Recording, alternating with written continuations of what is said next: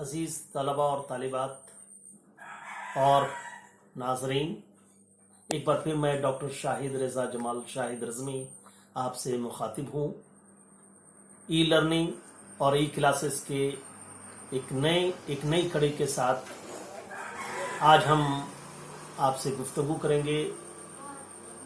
اپنی باتیں شیئر کریں گے۔ اردو ادب کے ایک شاہکار ناول امراؤ جان ادا اور اس کے خالق مرزا ہادی رسوا سے متعلق کچھ باتیں شیئر کریں گے۔ اور جیسا کہ آپ کو معلوم ہے کہ یہ امراؤ جان ادا ڈگری پارٹ 2 کے نصاب میں شامل ہے، ڈگری پارٹ 2 اردو آنرز کے نصاب میں شامل ہے۔ لہٰذا آئیے ہم آغاز کرتے ہیں کہ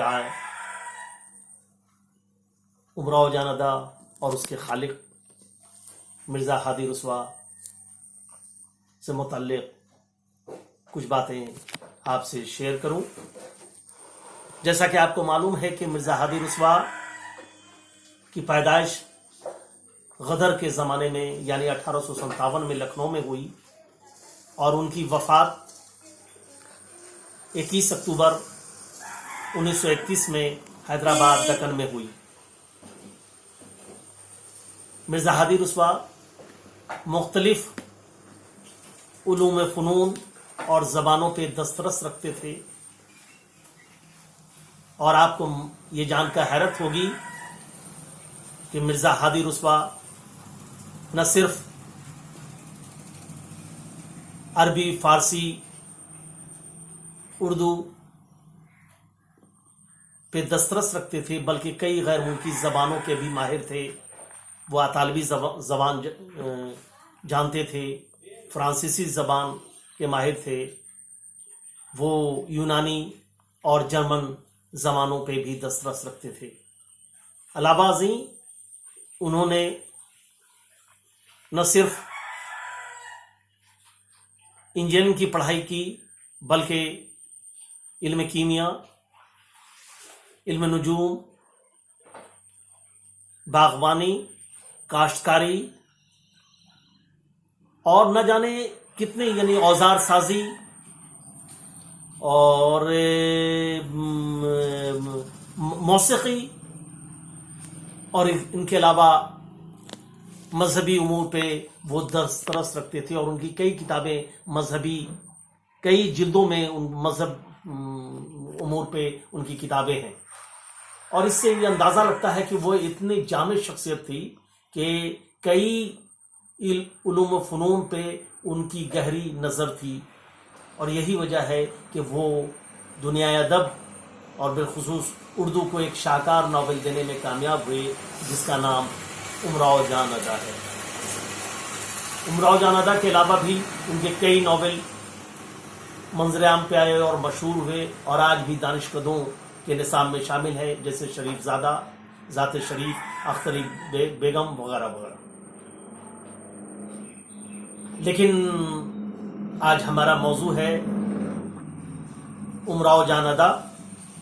جو نہ صرف اردو کا ایک شاہکار ناول ہے بلکہ دنیائے ادب میں بھی جس کا شہرہ ہے اور جس کو ایک میزان کے طور پہ، ایک معیار کے طور پہ پیش کیا جا سکتا ہے۔ یوں تو امراؤ جان ادا کے بارے میں کہا جاتا ہے کہ وہ ایک شہر لکھنؤ کا تہذیبی مرقع ہے، لیکن اس کے سہارے ہادی رسوا نے اپنے زمانے کی تہذیب، رسم و رواج، رہائش و زیبائش، خورد و نوش، نشست و برخاست، تمام چیزوں کو پیش کرنے کی کامیاب کوشش کی ہے، اور اس کامیاب کوشش میں یہ بھی ان کی کامیاب صحیح رہی ہے کہ وہ انسانی نفسیات کی بھی خوبصورت عکاسی کرنے میں کامیاب ہوئے ہیں، اور بالخصوص خواتین کی نفسیات، سائیکولوجی پر یہ ناول اپنے آپ میں ایک نمونہ ہے، ایک ایگزامپل ہے۔ ظاہر ہے کہ یہ ناول 1899 میں منظر عام پہ آیا پہلی دفعہ، اور جیسا کہ آپ واقف ہیں کہ اسی زمانے میں فردوس بری بھی 1899 میں منظر عام پہ آیا تھا۔ تو یہ اردو ادب کے لیے بڑی خوشگوار ساتھ رہی ہے کہ 1899 کا زمانہ اپنے آپ میں ایک اہمیت کا حامل ہے، جو ایک نئی صنف کو بام عروج تک لے جانے میں بھی کامیاب ہو رہی ہے وہ ساتھ۔ اور اسی زمانے میں 1899 میں یہ ناول بھی کامیاب منظر عام پہ آیا، اور چند ہی برسوں میں یہ دنیائے ادب پہ اپنے اثرات مرتب کرنے میں کامیاب ہوا یہ ناول۔ اس ناول کے مختصر اجمالی خلاصے سے قبل میں چاہوں گا کہ ان کے کردار سے آپ کی واقفیت ہو جائے۔ ظاہر ہے کہ کردار ہی کہانی کو یا بیانیہ کو آگے لے جانے میں معاون کردار ادا کرتے ہیں۔ یہ جیسا کہ نام سے ظاہر ہے کہ یہ اس کا جو اہم کردار ہے وہ امیرن عرف امراؤ جان ادا ہے، جو اس ناول کی نائکہ ہے، ہیروئن ہے۔ اس کے علاوہ دلاور خان ہے، جو امیرن کا پڑوسی ہوتا ہے اور ایک جمعدار ہوتا ہے۔ تیسرا کردار لکھنؤ کے چکلے یا کوٹھے یا طوائف خانے کی مالکن ہوتی ہے، جس کا نام خانم جاں ہوتا ہے، اور جس کے ہاتھوں امیرن فیض آباد سے اغوا ہو کر وہاں بیچ دی جاتی ہے۔ اور خانم جاں کے کوٹھے پہ ہی رقص و موسیقی اور تعلیم دینے کے لیے ایک بوا حسینی ہوتی ہے، جس کا بھی تذکرہ اس ناول میں آگے آئے گا۔ ایک اور کردار جو بار بار جس کا تذکرہ اس ناول میں ہوگا وہ گوہر جان ہے، جو خانم جاں کے کوٹھے پر زیر تعلیم ہے، اور نواب سلطان ہے جس سے معاشقہ چلتا ہے امراؤ جان ادا کا۔ ایک اور کیریکٹر فیض علی ہے، جو بعد میں پتہ چلتا ہے کہ ڈکیت ہے۔ یہ تمام جو مرکزی کردار ہیں، جو معاون کردار ہیں اس ناول میں، جو کہانی کو آگے لے جاتے ہیں، ان کا تذکرہ میں نے کیا، اور آپ کو انہی مخصوص کرداروں کے آگے کہانی آگے بڑھتی ہوئی نظر آئے گی۔ اس کہانی کا پلاٹ یوں ہے کہ امیرن اب ایک دن اپنے چھوٹے بھائی کے ساتھ اپنے فیض آباد کے محلے بنگلے کے املی کے پیڑ کے نیچے کھیل رہی ہوتی ہے دوپہر میں۔ اسی وقت دلاور خان، جس کو کسی جرم کے پاداش میں جیل ہو گئی تھی، جو سزا کاٹ کر باہر آیا تھا، اور اسے یہ احساس ہو رہا تھا کہ امیرن کے والد کی گواہی کی وجہ سے ہی اسے سزا ہوئی ہے، تو وہ اس کو بدلہ لینے کے لیے ایک چھوٹی سی 8-9 سال کی بچی امیرن کا اغوا کر لیتا ہے، اور اسے بیل گاڑی پہ بٹھا کر کانپور پہنچتا ہے، اور دوسرے دن اپنے سالے کے ہمراہ اسے وہاں ایک کمرے میں قید خانے میں بند رکھتا ہے، اور جہاں اس کی ملاقات رامدئی نام کی ایک عورت سے ہوتی ہے۔ آپ کو یہ یاد رکھنا ہے کہ رامدئی کا بھی تذکرہ اس ناول میں بار بار آئے گا۔ اور وہاں سے پھر دلاور خان اسے لکھنؤ لے جاتا ہے، اور اسے خانم جاں کے کوٹھے پر فروخت 150 روپے میں بیچ دیتا ہے، اور پھر یہاں سے کہانی کا آغاز ہوتا ہے۔ کہانی ایک نئے سمت میں چلتی ہے، اور وہاں امیرن خانم جاں کے کوٹھے پہ پرورش پانے لگتی ہے، تربیت پانے لگتی ہے، رقص و موسیقی کی تعلیم حاصل کرنے لگتی ہے، اور وہ تعلیم دینے والی بوا حسینی ہوتی ہے۔ اور وہاں گرچہ وہ بہت حسین و جمیل نہیں تھی، لیکن تیکھی نین و نقش والی تھی، لہذا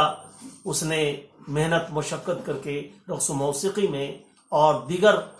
علوم و فنون میں مہارت حاصل کر لی، اور رفتہ رفتہ اس کا شہرہ پورے شہر اور اطراف شہر میں ہونے لگا، اور اس کے کوٹھے پر مجرا سننے کے لیے بڑے بڑے نوابین و उमराव आने लगे और उन्हीं में से एक नवाब सुल्तान अक्सर आते थे। और वहीं फैज अली नाम का एक डकैत भी आता था, जो बाद में पता चलता है कि वो डकैत है, क्योंकि जब इस तरह के वाक़यात होते हैं तो फैज अली उसे गुमराह करके फर्रुखाबाद ले जाता है, और जहां रास्ते में किसी राजा की सिपाही से मुठभेड़ हो जाती है और वहां उमराव जानदा भी गिरफ्तार कर ली जाती है, तब राज अफशा होता है कि वो फैज अली कोई अमीर आदमी नहीं बल्कि एक डकैत है। और वहां से किसी तरह बचते बचाते वो फिर लखनऊ आती है, और लखनऊ में वो अपना मुजरा एक अपना कोठा फिर सजाती है और फिर उसका धंधा चल निकलता है। और वहीं रहते हुए उसे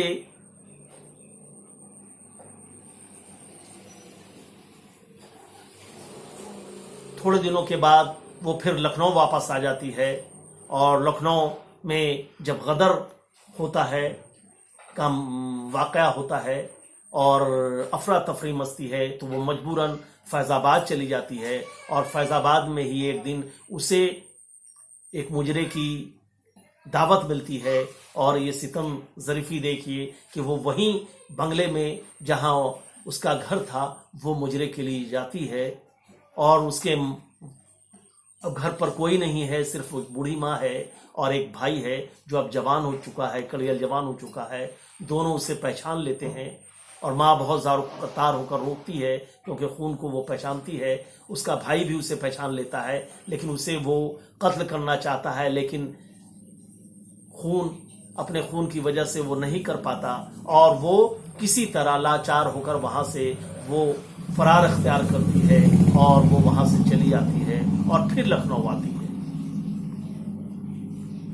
और लखनऊ में एक दिन वो वहां पहुंचती है, रामदेई से मुलाकात होती है, और ये रामदेई जो उसके साथ कभी कानपुर के छोटे से कमरे में कैद कर दी गई थी, जब वो दिलावर खान ने उसे कैद करके फैज़ाबाद से लेकर कानपुर में रात गुजारा था, वहां मुलाकात हुई थी। वो अब एक नवाब की शरीक हयात बन चुकी है और वहां आराम से रहती है। लेकिन इसी दरमियान वो एक दिन रात के खाने शाइए के बाद चहलकदमी कर रही होती है, तभी उसकी मुलाकात दूर से देखती है कि एक आदमी कुछ झाड़ी में कुछ छुपाने की कोशिश कर रहा है। वो और करीब आकर देखती है तो वो पहचान जाती है कि वो दिलावर खां है, और वो कुछ चोरी का सामान झाड़ियों में छुपा रहा था। वो पुलिस को खबर कर देती है और पुलिस उसे गिरफ्तार करके ले जाती है और सजाए मौत देती है। कहानी यहीं ख़त्म हो जाती है। लेकिन इस कहानी के तमाम मराहिल में, तमाम वाक़यातों हादसात के दरमियान जो मिर्ज़ा हादी रुस्वा ने तमाम छोटी छोटी बारीकियों को, निकात को जो पेश किया है, और उसके पर्दे में रस्म व रिवाज, रहायश व ज़ेबाइश, शादी ब्याह, दिगर रसूमात और जो कल्चर को पेश करने की कोशिश की है, वो बड़ी बात है। और उस कल्चर के पर्दे में वहाँ के इंसान की नफ्सियात, बिलखुसूस ख़वातीन और औरतों की नफ्सियात पे की जो खूबसूरत अक्कासी की है, वो दीदनी है। इस नॉवेल की तकनीक पे अगर हम गुफ्तगू करें तो ये भी देखा जा सकता है कि ये नॉवेल फ्लैशबैक में चल रहा होता है। ये तमाम चीज़ें जो वाक़यात पेश आए हैं अमीरन और उमराव जानदा की ज़िंदगी में, वो शुरू ही में कहानी कार को या नॉवेल निगार या फिक्शन निगार रुस्वा को अमीरन या उमराव जानदा अपना किस्सा सुनाती है। और उसका ये नॉवेल का आगाज़ ही यूँ होता है कि वो एक ناول نگار اپنے چند دوستوں کے ساتھ نشست میں منہمک ہے، ایک مشاعرے چھوٹے سے مشاعرے کی نشست میں بیٹھا ہوا ہے. وہیں جب وہ اشعار خوانی ہوتی ہے تو دوسرے دروازے سے یا دیوار کے پس دیوار سے داد کی صدا آتی ہے، اور تب وہ ناول نگار یہ کہتا ہے، یعنی رسوا یہ کہتا ہے کہ چھپ کر داد دینے سے بہتر ہے کہ سامنے آئے. اور وہ سامنے آتی ہے اور وہ امراؤ جان ادا ہوتی ہے اور تمام اپنی زندگی پہ گزرے ہوئے واقعات و حادثات کو یادداشت کے طور پر، میموائر کے طور پہ وہ رسوا کو بیان کرتی ہے. تو یہ خوبصورت ناول اسی انداز میں لیا گیا ہے، اور اس کا اسلوب بھی بڑا دلکش اور دیدنی ہے. آپ چند صفحات شروع کرنے کے بعد ختم کیے نہیں رہ سکتے، اور یہ ناول کی کامیابی ہے. اس کی جو زبان ہے، جو آسان لب و لہجہ ہے، جو اسلوب، جو بڑی نفیس زبان استعمال کی ہے، اور ایسا لگتا ہے کہ آپ اس دور میں موجود ہیں، لکھنوی دور میں موجود ہیں، لکھنؤ کے کلچر کو اپنی آنکھوں سے دیکھ رہے ہیں.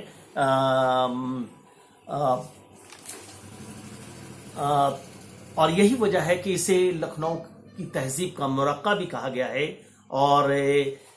نفسیات کی بہترین عکاسی کے لیے بھی اس ناول کو یاد کیا جاتا ہے، بالخصوص خواتین کی نفسیات کو، اور جس کے ذریعے ہم پورے لکھنؤ کی تہذیبی سرگرمیوں کو اپنے آنکھوں سے دیکھنے میں کامیاب ہوتے ہیں، جس میں ان کی رہائش، زیبائش، رسم و رواج، زبان، انداز زندگی، طرز زندگی کی بہترین عکاسی کہا جا سکتا ہے اس ناول کو. سلیس، سادہ اور عام فہم زبان ہے جو کوئی بھی قارئین کو اپنی گرفت میں لینے میں ہمیشہ کامیاب رہا ہے. اور یہی وجہ ہے کہ ناول کی تکنیک، اس کی زبان، اس کے موضوع، اس کے ٹریٹمنٹ، اس کے ماحول اور اس کی طرز بیان، اور ساتھ ہی ساتھ ایک اپنے طرز کے نادر اور نایاب موضوع پہ لکھے گئے اس ناول کو کئی فلمز اور کئی سیریلز کے موضوع بھی بنتے رہے ہیں، اور کئی ہدایت کاروں نے اسے پردے سیمی پہ اتارا ہے، سیریلز میں اتارا ہے، اور اپنے ڈراموں کا حصہ بنایا ہے. آپ کو معلوم ہوگا کہ وہ 1981 میں امراؤ جان ادا ہندوستان میں تہلکہ مچانے میں کامیاب ہوئی تھی، جس میں فاروق شیخ اور ریکھا کی لازوال اداکاری تھی. اور اس سے قبل بھی ہند و پاک میں یہ فلمیں پردے سیمی اور سیلولائٹ پہ اتارے جاتے رہے ہیں. 1972 میں پاکستان میں یہ پہلی بار امراؤ جان ادا میں فلم بنی، اور اس کے بعد کئی دوسرے ناموں سے بھی، مہدی اور زندگی یا طوفان وغیرہ 1958 میں یہ فلمیں بنی. ابھی حال میں جے پی دتا نے وہ 2003 میں ایشوریا اور دیگر اداکار کو لے کر ایک خوبصورت فلم بنائی، امراؤ جان ادا. تو یہ ہمیشہ سے دلکش موضوع رہا ہے، اور یہی وجہ ہے کہ فلموں میں اور سیریلز میں اور دیگر جو ذرائع میں اس کی مقبولیت ہمیشہ سے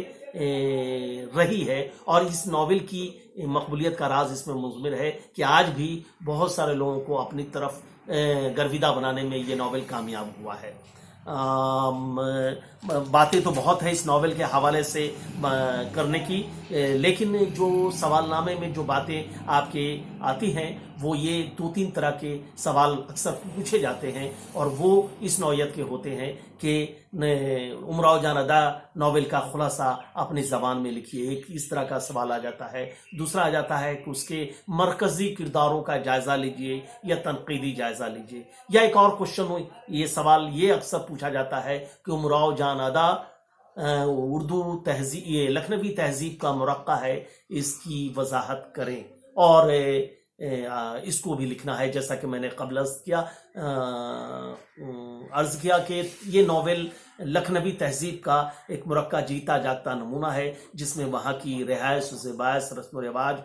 سماج،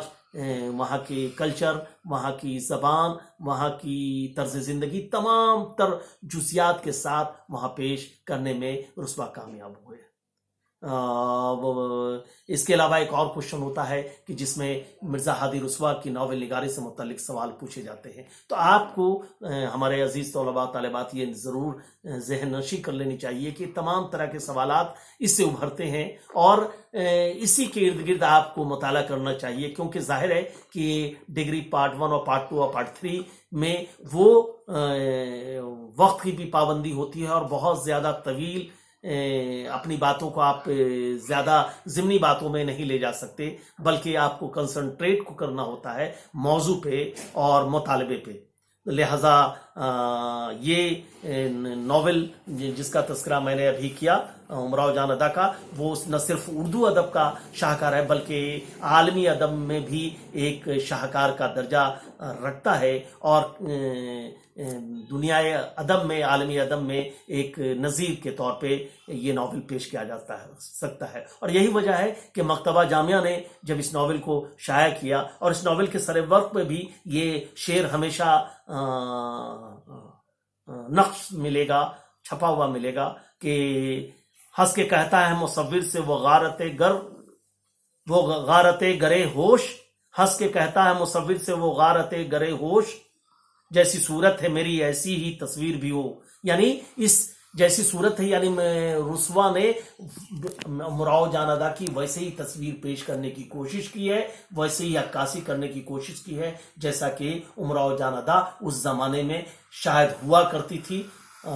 تاریخ کے حوالے سے کچھ باتیں ملتی ہیں، کچھ افسانہ طرازی بھی ہے، لیکن کوشش کی ہے مرزا ہادی رسوا نے کہ امراؤ جان ادا کے کردار کو لازوال بنانے کی. انہی لفظوں کے ساتھ میں آپ سے اجازت چاہوں گا اور پھر ایک نئی سیریز کے ساتھ دوسرے موضوع پہ جو ظاہر ہے کہ سلیبس کے ارد گرد ہی ہوگا اس پہ آپ سے گفتگو کریں گے، آپ سے باتیں کریں گے. اس درمیان آپ stay home and stay safe. آپ محفوظ رہیں گے تو سماج محفوظ رہے گا، پریوار محفوظ رہے گا اور ظاہر ہے کہ ملک محفوظ رہے گا. خدا حافظ.